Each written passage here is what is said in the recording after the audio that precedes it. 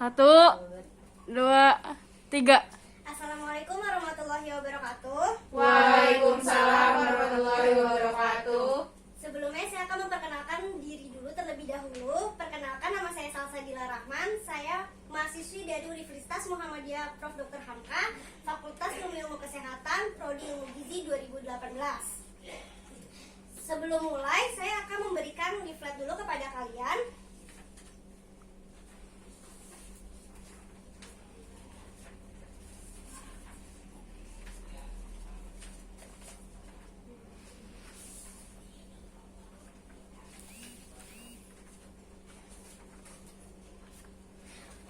Baik, sebentar ya. Jadi saya akan menjelaskan edukasi gizi seimbang pada remaja.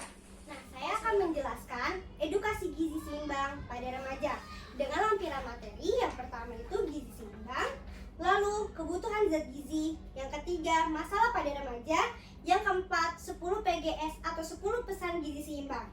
Nah, gizi seimbang itu susunan asupan sehari-hari yang jenis dan jumlah zat gizi sesuai dengan kebutuhan. Nah, habis itu pemenuhan zat gizi juga harus memperhatikan beberapa prinsip. Yang pertama, keanekaragaman pangan. Yang kedua, pola hidup bersih. Yang ketiga, aktivitas fisik. Yang keempat, mempertahankan berat badan normal. Dan gizi seimbang itu mengandung beberapa zat gizi yang diperlukan tubuh untuk menjaga kesehatan, lalu pertumbuhan dan penyimpanan zat gizi, serta untuk melakukan aktivitas dan fungsi kehidupan sehari-hari. Lalu, kebutuhan zat gizi pada remaja itu ada 6. Yang pertama, energi. Yang kedua, protein. Yang ketiga, kalsium. Yang keempat, zat besi. Yang kelima, zinc. Yang keenam, vitamin. Yang pertama, saya akan menjelaskan energi.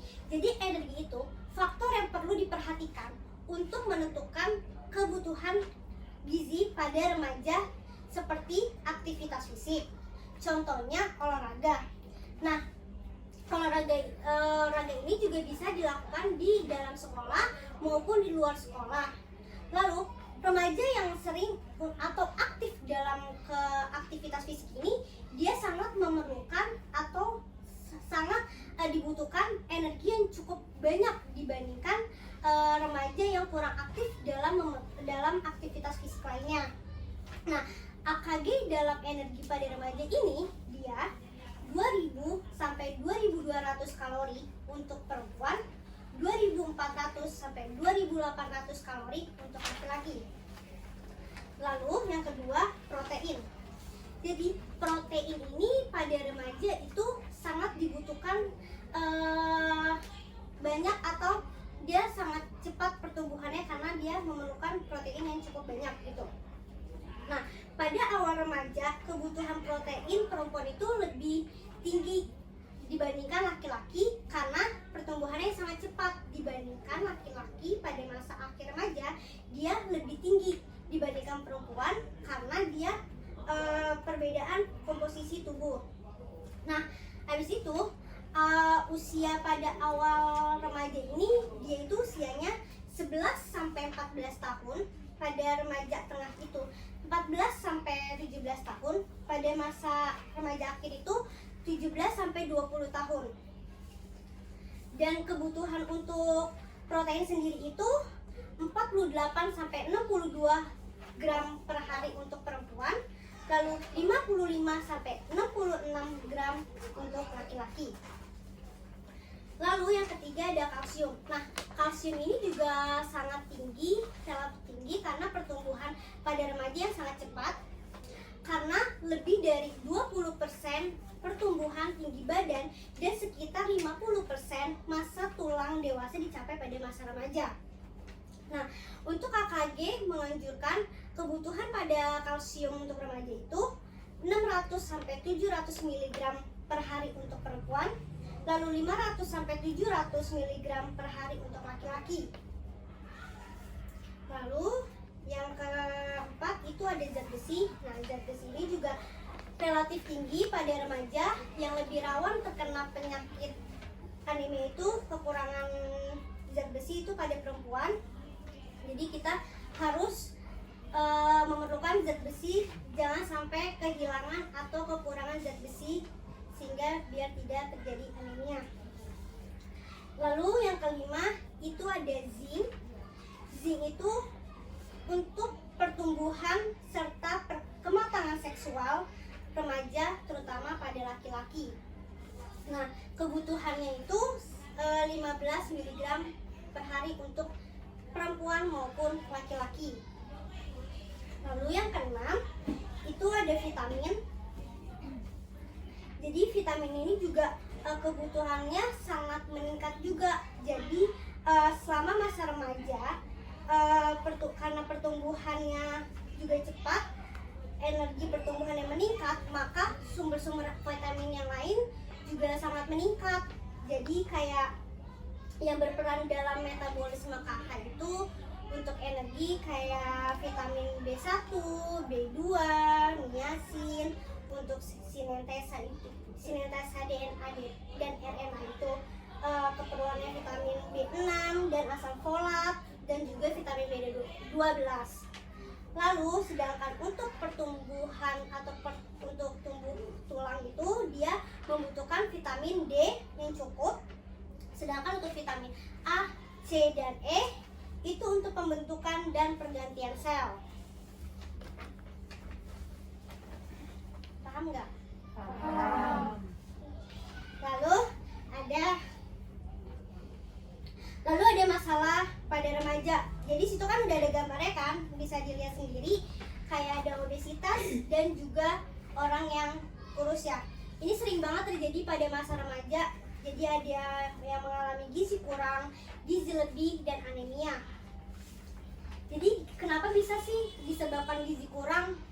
Karena jumlah konsumsi yang dibutuhkan itu tidak memenuhi sesuai kebutuhannya. Terus juga akan tetapi karena keterbiasaannya diet, dia tidak makan ini, tidak makan itu, jadi asupannya kayak kurang gitu. Atau enggak emang dia tidak mau makan itu, jadinya asupannya kurang gitu. Lalu juga ada gizi lebih. Nah, gizi lebih ini juga disebabkan karena kebutuhannya itu sangat banyak ya, karena lebih gitu. Terus kebiasaan makannya juga kurang baik, kayak dia makan makanan yang manis, makanan berlemak, makanan yang gurih, yang tidak dibatasi, selalu makan itu terus, makan yang bersantan, itu juga menyebabkan gizi lebih gitu. Lalu yang ketiga itu anemia. Nah, anemia itu lebih banyak perempuan dibanding laki-laki yang tadi saya sudah bilang, karena kita ke menstruasi dan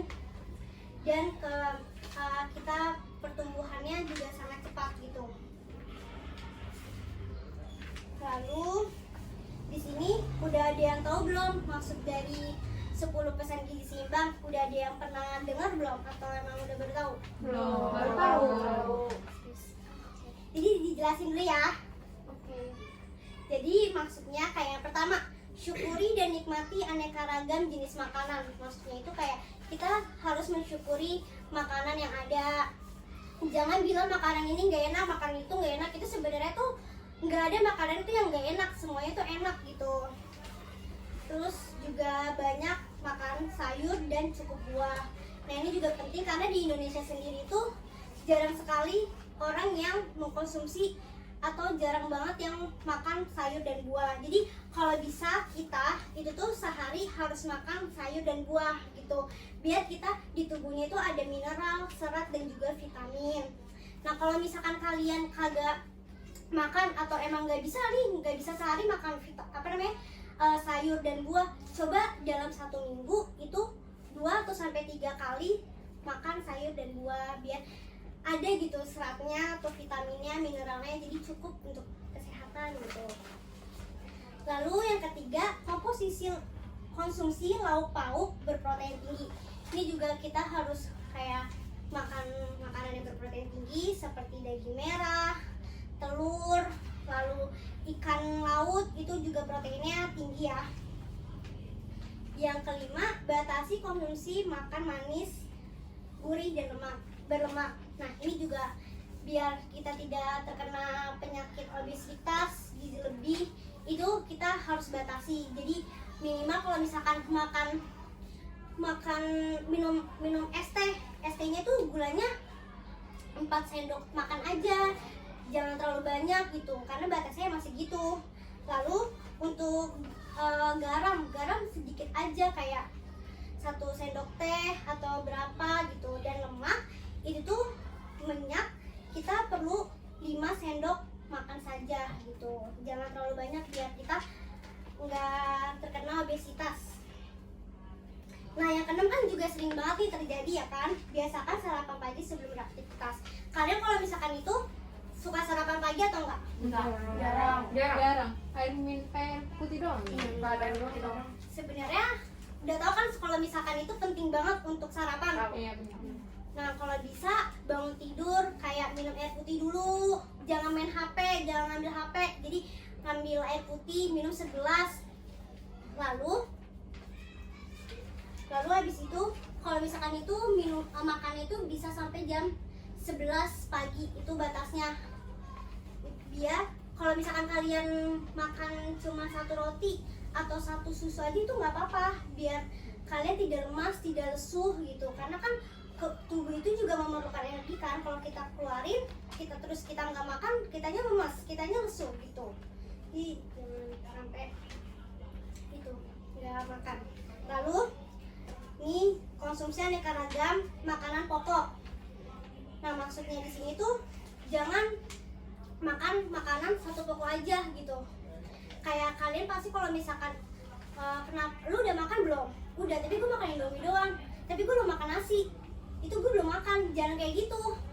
Karena keanekaragaman pokok itu banyak, bukan cuma nasi aja. Jadi kalian harus konsumsi yang lain-lainnya juga gitu. Seperti gini nggak sih Kak, ayam dan tahu tempe? Iya, kayak gitu, pintar. Nah, jadi harus kayak gitu. Terus juga karena kan di makanan kayak misalkan makanannya ayam terus nih, kita nggak konsumsi daging atau apa, karena dalam satu makanan itu nggak semuanya lengkap, nggak semuanya ada. Jadi kita harus memerlukan makanan-makanan pokok yang lainnya supaya zat gizinya itu ada dalam tubuh kita gitu. Terus habis itu ada minum air putih cukup dan aman. Ini kita juga pasti sering tahu kan, perlu berapa untuk makan air atau enggak, berapa sehari harus minum. 2 liter. Nah, lalu yang ke-8, biasakan baca label pada kemasan-kemasan. Kalian kalau misalkan beli asal ngambil aja atau lihat dulu kemasannya? Asal. Lihat dulu expirednya. Iya, Terus ya. selain expired apalagi yang kalian Oh, ada. beli? Komposisi Tapi kalian kandungan itu vitamin. Tapi ada yang nggak ngerti gitu sih. Artinya apa? iya, jadi sebenarnya itu kita harus dan penting banget untuk lihat label konsumsi di komposisi makanan tersebut. Terima kasih. Nah, terus biar kita kayak kalau misalkan kita asal ngambil terus kagak tahu itu makannya haram atau halal, kita udah makan aja. Jadi kita harus banget baca label. Lalu yang ke-9, biasakan cuci tangan dengan sabun dan air mengalir. Ini juga udah pada tahu kan, kalau habis makan, mau makan, habis dari mana-mana, kita harus cuci tangan biar kita bersih, tidak terkena bakteri yang masuk ke dalam tubuh kita. Lalu yang ke-10, biasakan olahraga secara teratur dan jaga berat badan. Kalian suka olahraga atau enggak? Jarang. Berapa hari sekali? Berapa hari seminggu? Nggak pernah. Pas sekolah 3 kali sekarang. Olahraga. Hari. Itu kalian berapa jam untuk olahraga? Setengah jam. Aku 2 jam. Setengah jam. Olahraganya ngapain aja? Lari, jogging, treadmillan. Kalau bersihin rumah itu termasuk olahraga nggak? Iya, tapi olahraganya itu olahraga ringan ya. Itu nggak apa-apa kalau misalkan kalian olahraga. Ya, istilahnya kalau itu jangan tiduran aja gitu, jangan nonton drakor aja. Yang penting kayak nyapu, ngepel itu nggak apa-apa. Yang penting gerak. Ya, walaupun kalorinya itu yang dikeluarin sedikit ya dibandingkan kalori yang kalian olahraganya yang benar. Kalian di sini ada yang pengen kurus nggak? Enggak. Saya pengen sih. Nah, jadi kalau kurus itu kalian harus kalori defisit. Jadi kalori defisit itu kalori yang kalian makan kalian bakar itu untuk menurunkan berat badan. Nah, ada yang pengen menambah berat badan? Aku. Enggak. Jadi kalau misalkan untuk menambah berat badan itu kalian harus kalori surplus. Jadi kalori surplus itu kalori yang kalian makan itu lebih banyak dibandingkan kalori yang kalian bakar untuk menambah berat badan kalian. Nah, kalau kalian mau berat badannya udah maunya 45 aja, nggak mau lebih, nggak mau kurang gitu. Nah, kalian tuh bisa kalori seimbang. Jadi kalori yang kalian makan itu sama dengan kalori yang kalian bakar untuk mempertahankan berat badan kalian gitu. Oke, kan materi saya sudah saya sampaikan cukup jelas ya? Sudah. Di sini ada yang ingin ditanyakan? Aku mau nanya, gimana sih Kak cara mengatasi gizi lebih? Oke, dikumpulin dulu ya. Saya Kak, manfaat gizi seimbang bagi remaja itu apa ya Kak? Lalu ada yang ingin ditanyakan lagi? Saya Kak, bagaimana cara mengatasi anemia? Oke, jawab satu-satu dulu ya. Jadi saya akan jawab pertanyaan yang tadi apa? Cara mengatasi gizi lebih. Cara mengatasi gizi lebih. Cara mengatasi gizi lebih itu kita harus mengatur pola makan. Porsinya jangan terlalu banyak, yang secukupnya aja. Terus kita harus konsumsi sayur dan buah. Lalu juga aktivitas fisiknya juga harus teratur, olahraga gitu seminggu 3 kali lah, 15 sampai 30 menit itu dulu udah cukup ya. Nah, karena kalau misalkan kita tidak mengatur pola makan, suka makan manis, suka makan gurih yang berlemak, itu akan menyebabkan penyakit tidak menular seperti hipertensi, kardiovaskuler, lalu diabetes, kanker dan osteoporosis. Begitu. Lalu yang tadi Manfaat gizi seimbang bagi remaja. manfaat gizi seimbang pada remaja itu membantu konsentrasi belajar, lalu beraktivitasnya juga teratur gitu, lalu bersosialisasi, terus tercapainya kematangan fungsi seksual dan tercapainya bentuk dewasa. Tadi apa? Cara mengatasi anemia. Cara mengatasi anemia, selalu mengkonsumsi makanan yang zat besi tadi, kayak contohnya protein hewani kayak hati, daging merah, telur, dan susu. Lalu protein nabatinya kayak tempe, tahu, kacang hijau, kacang merah, dan sayur hijaunya kayak seperti kangkung, bayam, daun singkong, sawi hijau. Nah, juga kita batasi minum teh, kopi, coklat secara bersamaan. Karena jangan, kan banyak ya orang kalau misalkan makan pasti sering minumnya teh manis kan? Iya. Karena enak kan? Sebenarnya itu nggak boleh secara bersamaan, karena nanti di dalam tubuh kita pencernaan proteinnya kayak terhambat gitu. Jadi minumnya air putih aja, jangan. Kalau teh tawar gimana?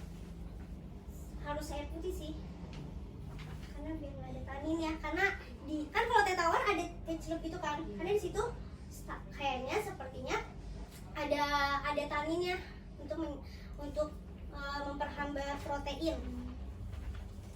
Lalu juga jangan lupa kalau misalkan kita lagi menstruasi, dianjurkannya minum tablet tambah darah itu supaya tidak terkena anemia. Gitu. Sampai sini jelas? Jelas. Nah, lalu mau tanya nih biar kalian ingat atau enggak. Baik kan, udah ada yang masih ditanyakan lagi? Tidak Ada. Oke Den ya, coba ya mau nanya. Kalian ingat atau enggak apa sih yang dimaksud gizi seimbang? Apa yang mau jawab? Aku Kak. Ayah apa? Susunan asupan sehari-hari yang jenis dan jumlahnya zat gizi sesuai dengan kebutuhan tubuh. Ya, bentar. Nah, mau nanya lagi ini. Apa aja sih kebutuhan zat gizi di masa remaja? Aku. Kebutuhan gizinya itu ada energi, protein, kalsium, zat besi, zinc, sama vitamin. Tapi di sini nggak ada karbohidrat. Emang nggak termasuk kebutuhan zat gizi? Apa gimana? Itu termasuk. Jadi energi itu tuh angka kecukupan gizi ini 60% energi ini sumbernya itu dari karbohidrat. Seperti contohnya beras, tepung, dan hasil olahan lainnya seperti nasi, lalu spaghetti, makaroni, terus juga ada umbi-umbian, kayak umbi jalak, lalu ada singkong, terus kentang juga bisa, lalu ada jagung dan gula dan masih banyak lagi. Itu banyak karbohidratnya ya kak? Iya. Jadi nggak harus nasi doang kan kalau makan? Enggak. Jadi konsumsi makanan yang beragam gitu. Lalu mau nanya lagi, ada apa aja sih masalah pada remaja? Aku mau jawab. Ada apa aja? Masalah pada remaja itu ada 3, yaitu gizi kurang, gizi lebih, dan anemia. Saya mau nanya, pada masih ingat gak pesan gizi seimbang itu ada apa aja? Ada yang ingin jawab? Oke, kalau kan nggak ada, ditunjuk ya. Coba kamu. Gizi seimbang itu ada 10. Yang pertama, mensyukuri dan menikmati aneka ragam jenis makanan. Yang kedua, itu banyak makanan buah dan cukup sayur. Setidaknya 2 atau nggak sampai 3 minggu sekali. Terus yang ketiga itu mengkonsumsi lauk pauk yang berprotein tinggi. Terus mengkonsumsi aneka ragam makanan pokok. Terus membatasi konsumsi makanan manis, gurih, dan berlemak. Nah, terus membiasakan sarapan pagi sebelum beraktivitas. Terus minum air putih yang cukup dan aman. Setidaknya itu sehari 2 liter. Terus membiasakan baca label sebelum mengonsumsi makanan. Dilihat dulu itunya, label-labelnya. Terus membiasakan cuci tangan dengan sabun dan air mengalir. Dan olahraga secara teratur dan menjaga berat badan. Sampai di sini edukasi gizi seimbang pada remaja. Semoga kalian bisa menerapkan di kehidupan sehari-hari. Amin. Menambah pengetahuan yang luas dan bermanfaat. Amin. Sekian dari saya. Kurang lebihnya mohon maaf. Wabillahi taufiq wal hidayah. Wassalamualaikum warahmatullahi wabarakatuh. Waalaikumsalam.